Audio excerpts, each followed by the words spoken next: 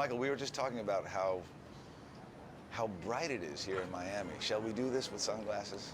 I think we should. Let's do. There we are. Okay. That's better. Much cooler. You look cooler, let me tell you.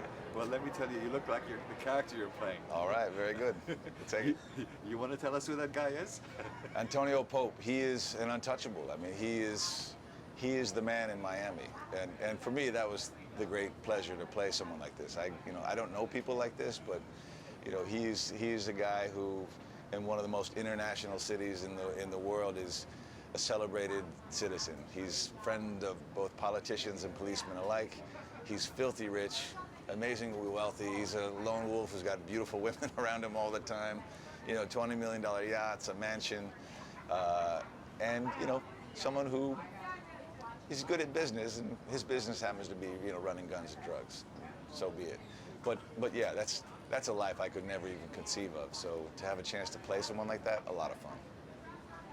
Would you think it would be a good life? Probably for at least a week.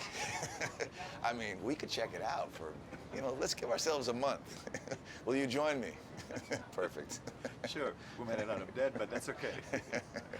No, listen, believe me, compared to my own personal life, my wife, my 2 kids, getting up, taking them to school in the morning, it ain't glamorous. My life ain't glamorous, I'm telling you. This is all for show.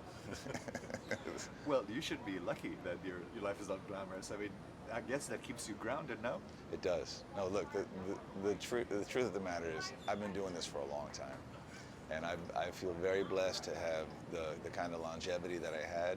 So when something like this comes along, you take it for the blessing that it is. You enjoy the folks that you're working with. Every job is not unlike a traveling circus, with different players that get plugged in from different environments. And a lot of times, you cross paths with someone you worked with 10, 20 years ago. So for me to come on board something new with an already established crew, I mean, you have an alchemy that exists between Kevin Hart and Q that they established in the first film and enhanced far beyond all expectation in the second one. It's fun to come on board and be welcomed as I was by them and Tim Story and Will Packer alike. What do you ascribe your longevity to? What do you think? I mean, you've been around doing this for a very long time, and you're still humming. I would like to think that it's due to hard work. I come from a different generation where first generation on my mom's side, my father's side of the family, they're working class people, craftsmen. Carpenters, draftsmen. My father was a sheet metal worker. So my work ethic started very young. If you want something, you have to work hard for it and keep it professional, keep it tight.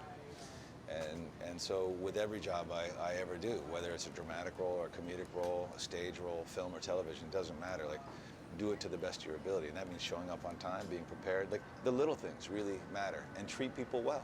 Treat people as though you would want to be treated. So, that's sort of been my philosophical approach to work, and it seems to be working. It seems to be working out okay. You also initiate your own stuff. You develop your own projects. Right. Yeah, at a certain point, there's an element, for an actor anyway, there's an element of the waiting game involved, waiting for the phone to ring, for those offers to come in, and sometimes they don't come as frequently as you want. It's a very up and down business. I don't think anyone can truly be on a track of ascension, eternally. It just doesn't work that way. What goes up has to come down, and so there are fluctuations, and you accept that as part of the business. But that said, you're right.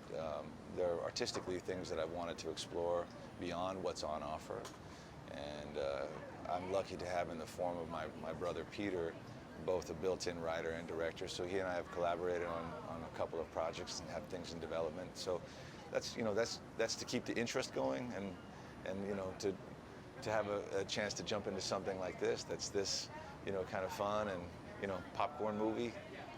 It's nice to mix it up. What do you think? I don't know if you saw the first one.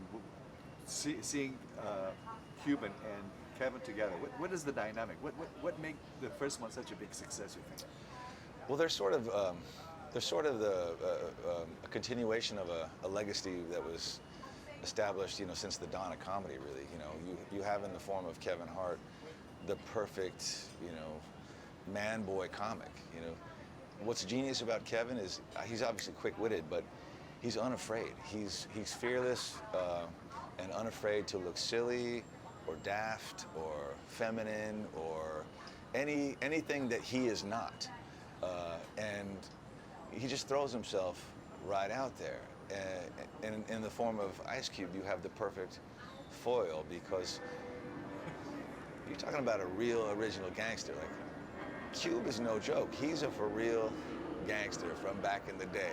He's certainly mellowed now. He's a businessman and everything else, and quite a cool guy. But when they're performing together, whatever Kevin can throw at Cube, and there's a lot in his arsenal that he can throw at Cube, it just hits him and bounces right off. That's a fun dynamic to watch. And shooting here in Miami. Yeah, Let's tough. talk about that. Tough gig, man. Right? That was. No, we laugh, but the funny thing is we shot this movie in the middle of July. Have you been to Miami in the middle of July? Have you seen the film? I'm in a suit in every scene I'm in, and I'm supposed to look cool. That's acting. But to not break a sweat in a suit in 95 degrees and 90% humidity, you try it. It ain't easy.